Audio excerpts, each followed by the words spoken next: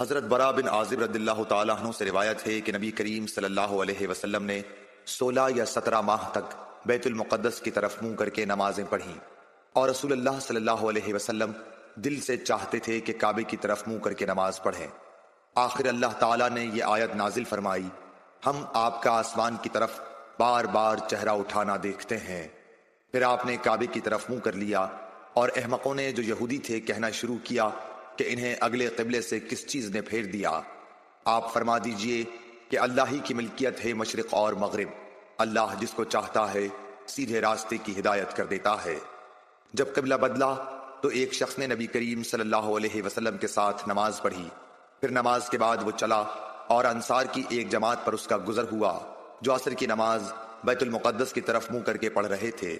اس شخص نے کہا کہ میں گواہی دیتا ہوں کہ میں نے نبی کریم صلی اللہ علیہ وسلم کے ساتھ وہ نماز پڑھی ہے جس میں آپ نے موجودہ قبلہ کعبے کی طرف منہ کر کے نماز پڑھی ہے۔ پھر وہ جماعت نماز کی حالت میں ہی مڑ گئی اور کعبے کی طرف منہ کر لیا۔ صحیح